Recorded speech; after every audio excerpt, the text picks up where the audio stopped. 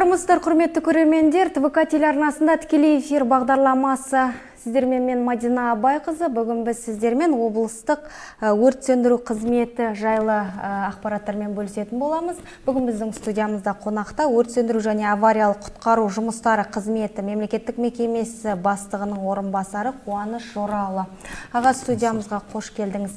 Құрметті көрермендер, көкейтесті ойларыңыз немесе сұрақтарыңыз болса, YouTube және Facebook желісі арқылы жолдасаңыздар болады.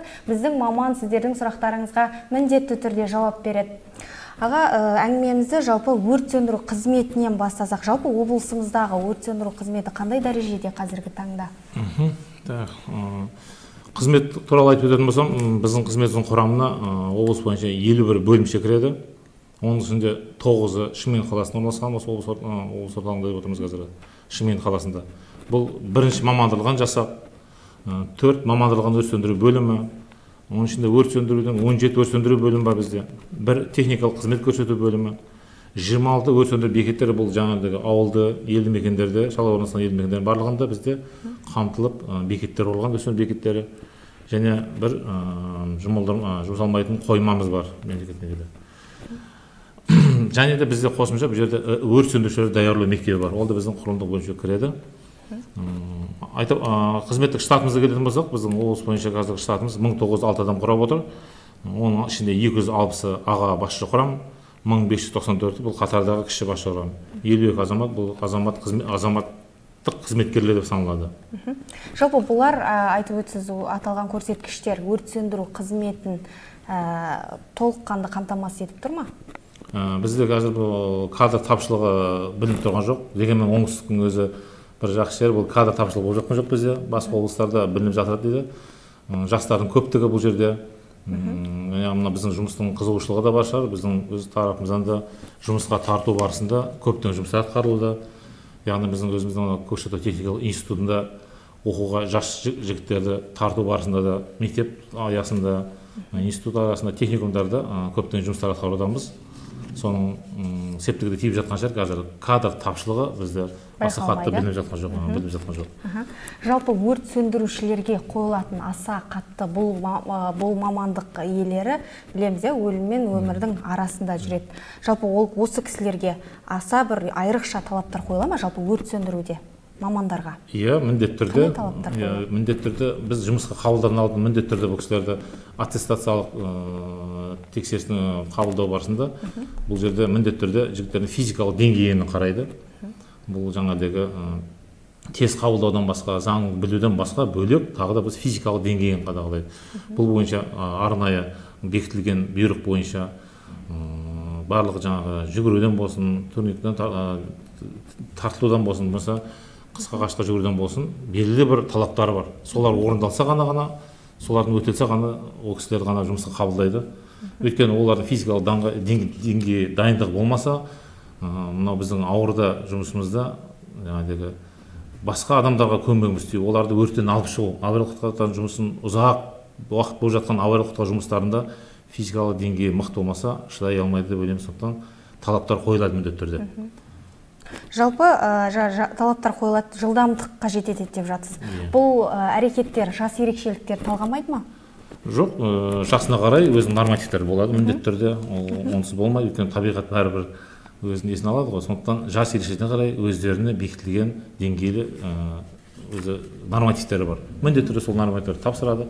Оны біз жұмысқа атқарып жүрген қызметкерлердің өзі де жылына тапсырып тұрады, міндетті оларды тапсырып тұруға. Жылдың соңында қорытынды жаңағыдегі кәсіби даярлықты қорытындылау деген кезең болады бізде. Соңғы қараша, желтоқсан айларында. Сол кезде міндетті түрде физикалық деңгейінде тапсырады. Жұмысын ары қарай жалғастыру үшін. Жұмысын нормативтерді төмен орындадым деп жұмыстан шығарып жатпайды. Жұмыстан қабылданған адам уақыт беріліп, 6 ай көлемінде қайтадан тапсыруға нормативтерге уақыт беріліп жатады. Дегенмен денсаулығы бірінші кезекте болады. Жылдық медициналық сараптамадан өтіп тұрамыз. Жалпы өрт қауіпсіздігі, өрт болған кезде қауіпсіздік қандай болу керек? Адамдар қандай шаралар атқаруға тиіс, білу керек? Мына нәрселерді міндетті білетін нәрселер бар ма? Адамдар білу керек. Міндетті бұл енді өрттің алдын алған дұрыс деп ойлаймын бірінші кезекте. Өрт болдырмаудың амалын істейміз бірінші кезекте. Ол жаңағыдегі халық көп шоғырланған орындарда, болмаса мынау балабақшаларға да барып жатады. Біздің саламызда қатарлас қазір бізде өрттің алдын алу саласы бар. Соның қызметкерлері үлкен жұмыс атқару барысында өрттің болдырмаудың да амалын істеп жатамыз. Яғни бұл оқу жаттығу өткізіп жатамыз. Үлкен сандарды өздеріңізге белгілі. Кешегі бір жағдай кемерде болған жағдайдан кейін барлығымызға осындай жағдай туындап, қаладағы барлық үлкен нысандарда, сауда орындарында, жазғы мезгіл болған бала шағаның барлығы қазір демалыс аймағында жүр. Шомылу аймақтардың барлығында біз өрттің алдын алу бойынша өрт тактикалық сабақтар, жаттығулар өткіздік. Соның арқасында қазір көптеген өртті болдырмай өткізуге болады. Бірінші кезекте бұл өрт болған жағдайда енді 101-ге хабарласу міндетті түрде, өзіміз өшіреміз деп жаңа әрекет жасап уақытты жіберіп алмау. Бұл уақыттың соншалықты бұл жерде қажеттілігі бізге хабар түскеннен кейінгі ары қарай біздің жету мүмкіншіліктеріміз уже сол кісіге де байланысты болады. Өртті барып өз жаңағы таратпай сөндіріп алдың өзі сол хабарлап жатқан кісілерге де байланысты болып жатады. Бірінші кезекте біздің талабымыз сол. Өрт болған жағдайда міндетті түрде 101-ге хабарласыңыздар. Біз хабар түсісімен міндетті түрде уақытысына жетуге тырысамыз. Оның барлығы бізден бекітілген, автокөліктеріміз сағатқа сай, жеке құрам жаттығу жасап жатады ол бойынша міндетті түрде. Сондықтан бірінші кезекте есік терезесін ашпасаудың қажет жоқ, ол өрттің өршіп кетуіне де себеп болады. Үйде мысалы өрт болған кезде. Ауаның келуі. Лаж болса, есік жауып сыртқа шығып кетуді амалдау керек бұл жерде. Бала шағаңыздың бәрі түгендеп, сыртқа алып шығу керек. Бірінші кезекте адамның өмірі біз үшін ол өте жоғалтылған тапсырма. Жалпы Ресей мемлекетінде болған қайғылы оқиғадан кейін барлығымыз осы сауда орындарын тексеруді бастап кеттік. Нәтижесінде біздің облысымызда, осы қалада қандай деңгейде көрсеткіштер көрсетіп жатыр? Қаншалықты осы базарларымыз, сауда орталықтарымыз ондай келеңсіз жағдайға алдын алып сақталған? Енді біз арнайы мамандар болды. Біз тікелей өзіміз өрт сөндірумен айналысқандықтан біз жаттығулар өткіземіз. Жаңағыдегі алдын алу мамандары бар бізде. Ол саланың жігіттері тексеру жүргізіп болған соң бізге рұқсат беріп жатады. Сол кісілермен бірге біз бір облыс бойы төңірегінде болған объекттің барлығын сабақ өткізсек те болады, және шұғыл жоспарлары болады арнайы. Сол аралығын барлығын қайтадан пысықтап, қайтадан қарап шықтық, түзеттік олардың барлығын. Бір нысанда қарсылық білдіріп болмаса, маған бұның қажет жоқ деген нысан болған жоқ. Бәрі атсалысты. Қала орталығында үлкен нысандардың барлығын түгелдей аралап шықтық. Саны қанша соларыңыз? Стандартқа сай жаңағы талаптар сақталған, сақталмағандар да болды арасында, Жалпы қандай талаптар сақталмады? Бұл енді жаңағыдегі өзім енді көргендерім, бұл жерде эвакуациялық есіктер бізге қажет ететіндігі, өйткені менің өзім тікелей өрт сөндіруге қатысты болған соң су көздерін барын көрдік біз, және эвакуациялық есіктерін көрдік. Және именно жаңағыдегі кездестер кино залдарының қай жерде орналасқандығы, одан қалай шығып кете алады, осыны ғана көрдік. Талапқа сай еместігі жаңағы тиісті органдар, жаңағы өзіміздің қадағалаушы органдар өздері талап етеді, уақыт берілді, бәрі түзетілді. Ешкім бұған қарсы. Бұл акцияға, бұл осы маусымға барлық атсалысып болады. Өйткені адам өмірі бірінші кезекте тұрған соң түсіністікпен қарады дейміз.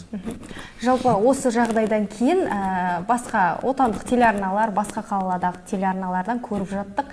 Жаңа сіз айтып жатсыз, қосымша есік эвакуациялық. Сол есіктер тексеріс барысында жабық болып жатқан жағдайларда кездесті. Сол кезде жаңа адамдар осындай қайғылы жағдай орын алса қалай шығады деген сияқты. Негізі ол есіктер талап бойынша қалай болу керек? Ашық тұру керек па? Бұл есіктер өзі арнайы құрылысы болады, сыртқа қарай ашылады, ішке қарай ашылмайтын құрылғылар болады. Сондай құрылғыны жабдықталу керек, ондай адам көп шығған жерде. Оны күзетудің қажет жоқ, ол есік сырттан ашылмайды. Іштен сыртқа қарай ашылып кетеді. Арнайы сондай құрылғылармен жабдықталған болу керек. Ол талап қойылды, барлық мекемелерде оны орындады деп есептейміз. Өйткені мен ары қарай оның құзырыма кірмегендіктен ол жағын қадағаламадық. Ал базар өрттері қалай сақталу керек? Базарлар өрттері? Базардағы бұл енді қарапайым нәрсе, оның барлығы да біледі. Кіріп шығу есіктері, өрт автокөліктерінің кіріп шығу есіктерінің бәрі талапқа сәйкес болу керек, еркін кіріп шығуымыз керек. Базар орталығындағы су көздерінің барлығы жарамды жағдайда болу керек. Уақытты тексеріліп, өз тараптарынан, ол кісілердің өз тараптарынан осындай тексеріп кетуін, көріп кетуін мамандарын шығып жататын болса, онда өте жақсы деп ойлаймыз.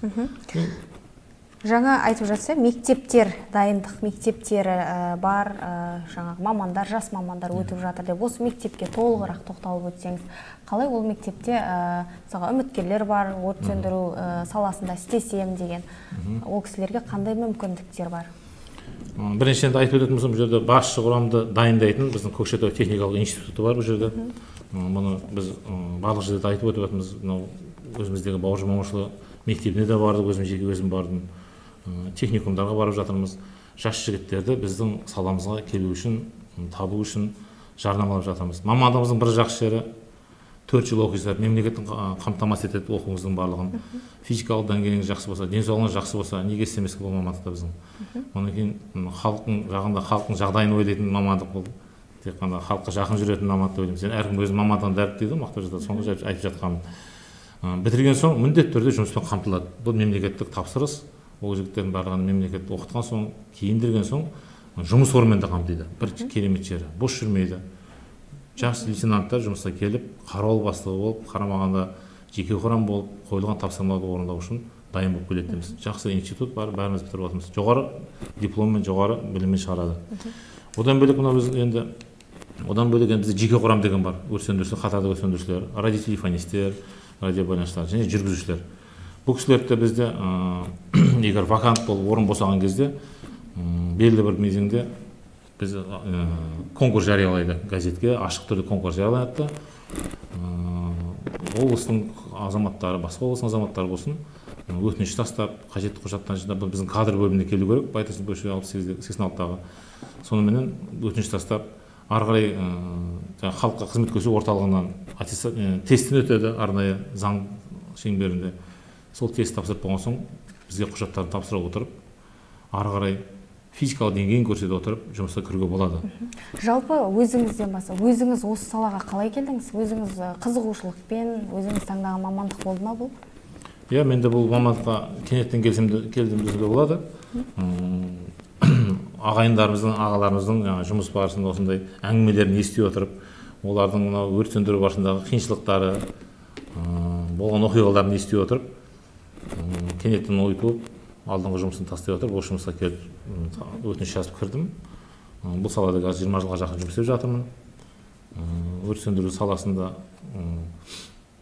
қалада болған өрттің барлығында болдым десем де болады.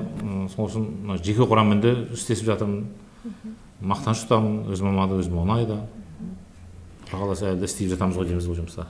Мынау тұрмыстағы өрт дейміз аға, қазір көбейіп жатыр, елімізде қоғамда болып жатқан нәрсе. Тұрмыстағы өрттің шығу себебі неде?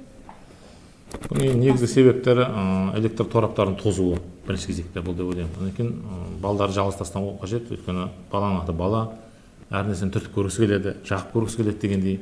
Мынау үйгі заттар, жиһаздардың көбісі синтетика болғандықтан олар жанғыш келеді. Барлығы мұнай өнімдерінен істелген, оны ешкімге жасырын емес, бұл құпия емес. Тез жанғыш келеді. Жылтыраған заттың барлығы. Сол үшін балдар жалғыз тастамау керек, жанғыш заттың барлығын биік жерге қою керек, жасырып қоюға да болады, жасырып қойса да болады деп айтамын. Одан кейін электр тораптарын, сымдар, желілерін барлығын уақытылы қарап тұру керек. Одан кейін мына жазғы уақыттағы біз мына салқындатқыш жүйесін қосамыз, желдеткіштерді қосамыз, оның барлығы айналып келгенде электр тораптарына салмақ түсіреді де, содан қызып жана бастайды. Ол 50%-ның көбісі электродан шығып жатады. Абайсыздықтан болады.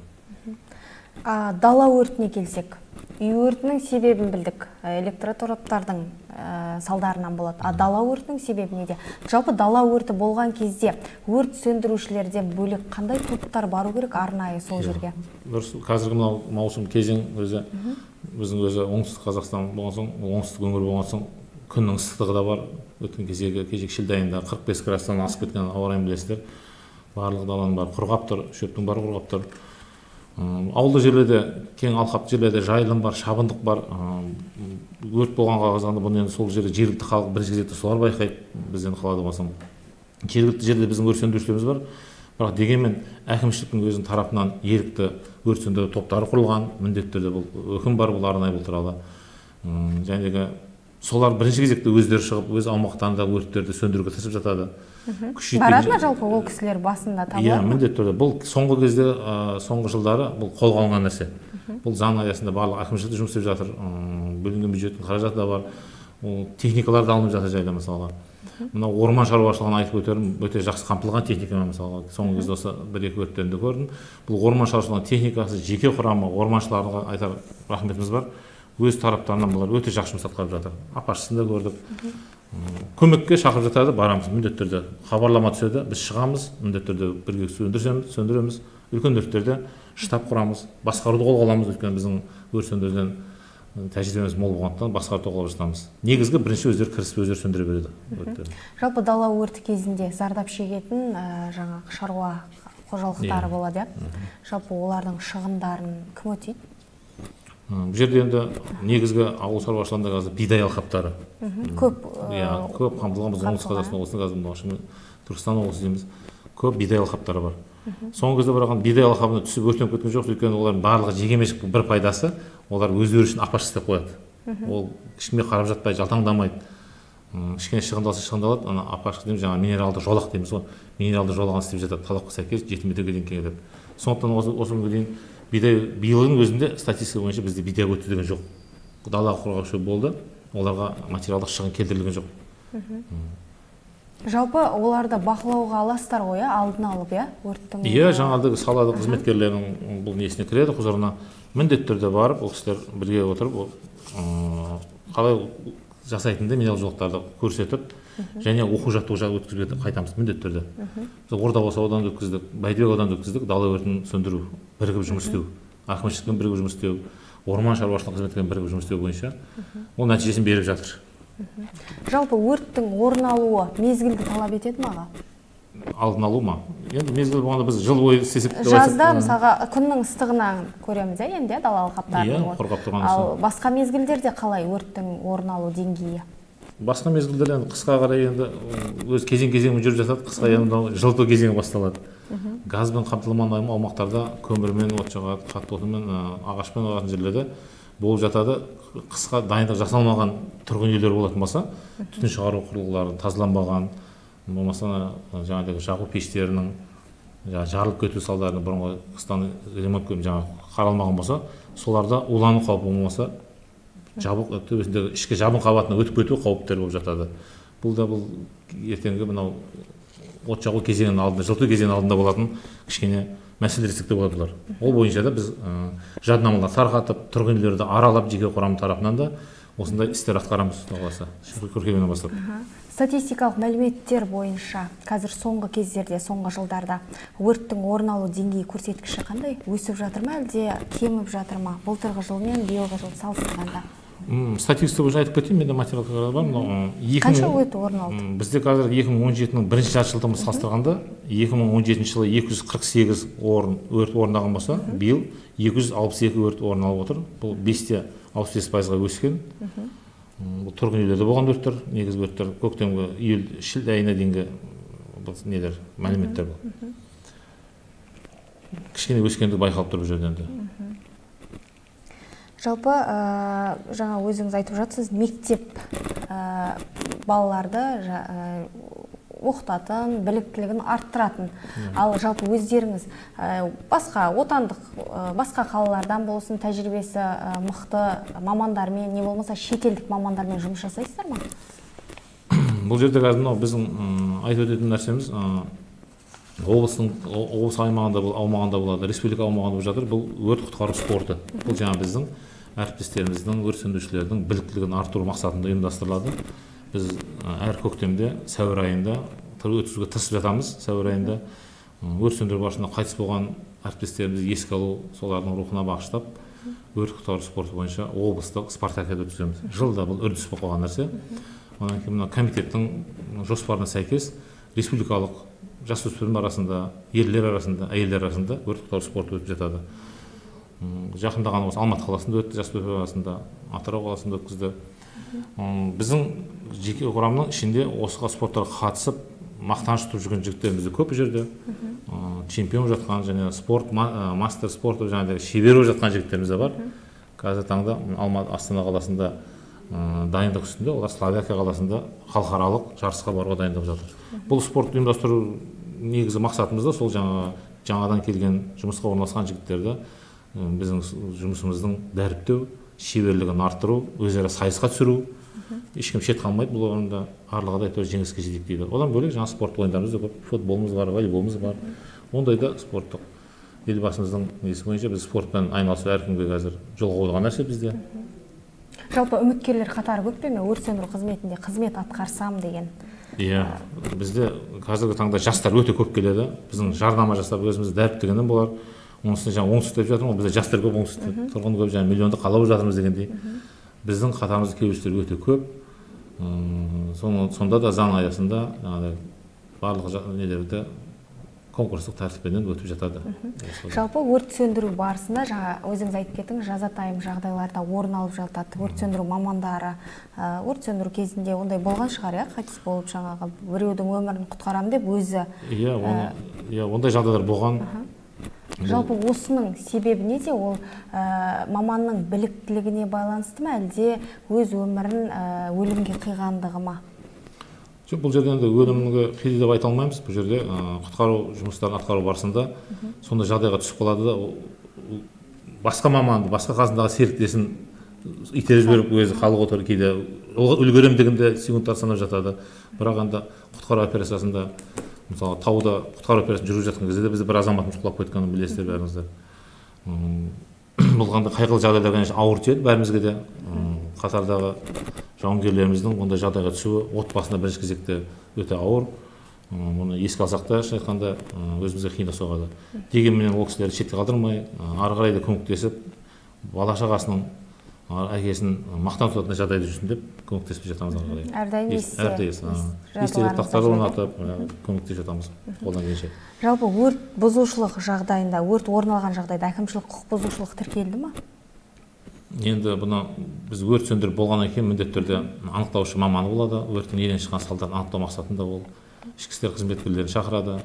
Одан кейін міндетті түрде бізде мынау сараптама өткізетін лабораториямыз бар, соның қызметкерлері келеді. Сол қызметкерлер өрттің көлеміне қарай, өрттің қиындығына қарай 3 күннің көлемінде экспертиза шығарып береді. Ненің салдарынан болған нақты қазіргі заманауи техникалардың көмегіменен неден шыққанына дейін, қай жерден шыққанына дейін, қай уақытта шыққанына дейін мәліметтерін бәрін шығарып береді. Сотқа болсын, басқа талап еткен жерлерге. Өрттің қиындығына қарай. Қиындау өрттер болатын болса, 10 күн көлемінде сараптама өткізеді. Жалпы сіздерде әр минуттың, секундтың өзі санаулы екенін білеміз, ол минуттардың өзі белгілі бір біреудің тағдырын, не болмаса бір ненің несін шешуі мүмкін. Жалпы осы уақыттарда, яғни сіздер кешікпей баруға тырысасыздар әрине, бірақ жаңа осындай кешігу жағдай орын алған сәттер болды ма? Болмаса себептер қандай олардың? Енді бұл жол торабы, қазір бізде білесіздер, қаланың үлкендігі, мегаполис болған, көшеде кептелістер бар. Сол кезде мынау, енді осы байдан да айтып кетсем деймін, жүргізушілерге жол ережесін бұзбай, нұқсан келмейтін жағдайда жол беруді сұраймыз. Біз оны жаңа мынау жол патрульдік полиция қызметтерін бірлесіп отырып, рейдтік шараларды іске асырып жатамыз. Өрт сөндіру автокөліктеріне жол беру мақсатында. Біз арнайы құралдарымыз қосылған кезде, дыбыстық құралдарымыз қосылған кезде, міндетті түрде жүргізушілер естіп жатқан кезде жол беру несін шарасын ашып жатса, жолды ашып жатса, бізге құттықтау болады. Өзіңіз айтқанда бізде секунд өткені қымбат болады. Адамның өмірі бірінші кезекте жерде. Бізде нормативтер бар. Қалада қазір бір өртке кешігіп барып, үстімізде болмаса халық тарапынан наразылық туды деген ондай жағдай болған жоқ. Жаңағыдегі жағдай болатын болса да, ол жаңа жол тарапында тұрып қалу. Онда да болса жақын машиналардың салдарынан. Онда да болса жақын өрт сөндіру бөлімдеріне жіберіп, уақытта іс-шара бір несін байланып жатқан шешімін табу үшін автокөліктерді басқа жақтан жібере бастаймыз уже, егер анда кептеліс тұрып қалса. Ондай әлі болған жоқ бізге. Жалпы өзіңіз айтып жатсақ, біздің уақытымыз шектеулі екен, сонда да соңғы сұрағым болсын. Азаматтардың өртті алдын алуға жаңағы түрлі шараларды атқарып жатсыздар, түсіндірме жұмыстарын жүргізіп жатсыздар, рейдтік шараларды атқарып жатсыздар. Жалпы осының бір нәтижесі болып жатыр ма? Кішкене де болсын азаматтар мысалға біліп, түсініп осы жағдайды. Енді мынау қай мамандық болса да өзіне жаңа рахмет айтқан жақсы көреді. Біздің өзімізді мына өрт сөндіріп болған соң азаматтардың қасыңызға келіп рахметін айтып, жігіттеріңіздің мынау іскерліктеріне тәнті отырмыз. Өте шебер орындады. Бірден сөндіріп алды. Үйдің шатырын бәрі толық жанып кетіреді. Қысқа мерзімде сөндіріп алып жатқан сөздерді есту біз үшін өте жоғары деп естиміз. Сол үшін соған тырысып жатамыз. Таңертеңгі қабылдау шарасы жүріп жатқан кезде кезекшілікте де бірінші кезекте сөзіміз сол, еңбек қауіпсіздігін сақтаңыздар міндетті түрде, және өзіміздің деңгейімізді, шеберлігімізді халық алдындағы абыройымыз сақтап қалу керек, қызмет етуіміз керек, адалдықпен деп айтып жатамыз. Аға, соңғы сауал деген едім, біздің көрермендерден сұрақ түсіп жатыр екен. Ірі сауда орталықтарында әлі күнге дейін балалар ойнайтын ойын-сауық орталықтары 3-ші қабаттарда орналасқан дейді. Не үшін бұл кішкентай балалар үшін қашып үлгеруге қандай жағдай жасалған?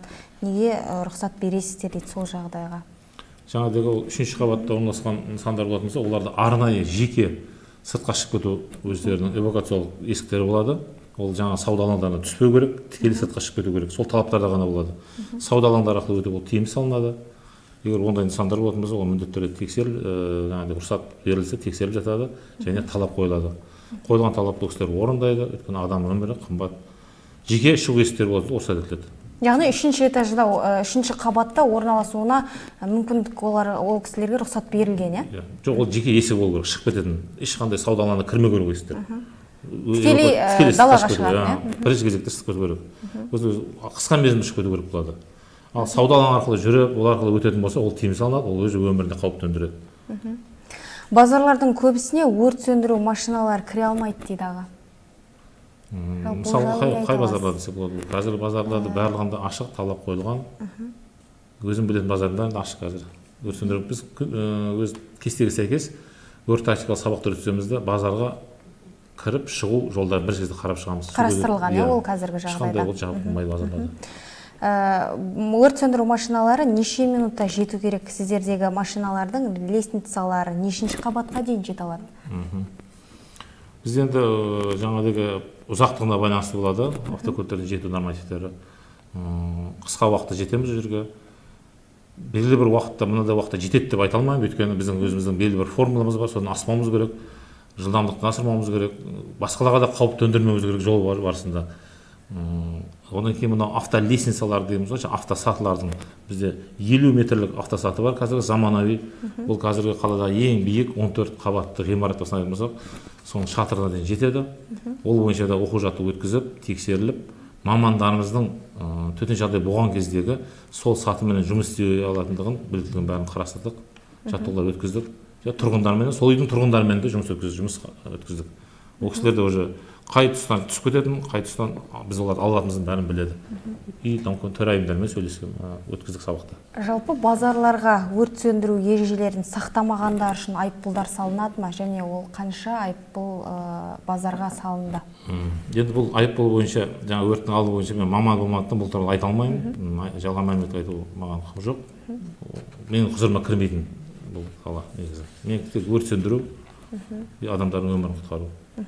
Рахмет аға, алтын уақытыңызды бөліп, бізге келіп сырлы сұхбат бергеніңізге, жұмыстарыңызға сәттілік тілейміз. Құрметті көрермендер, естеріңізге сала кетейік, бүгін біз облыстық өрт қызметі жайлы әңгіме өрбіткен болатынбыз. Біздің студиямызда қонақта болған өрт сөндіру және авариялық-құтқару жұмыстары қызметі мемлекеттік мекемесі басшысының орынбасары Қуаныш Арслановпен. Біздің уақытымыз өз мәресіне келіп таяды. Келесі кездескенше аман сау болыңыздар. Сау болыңыздар.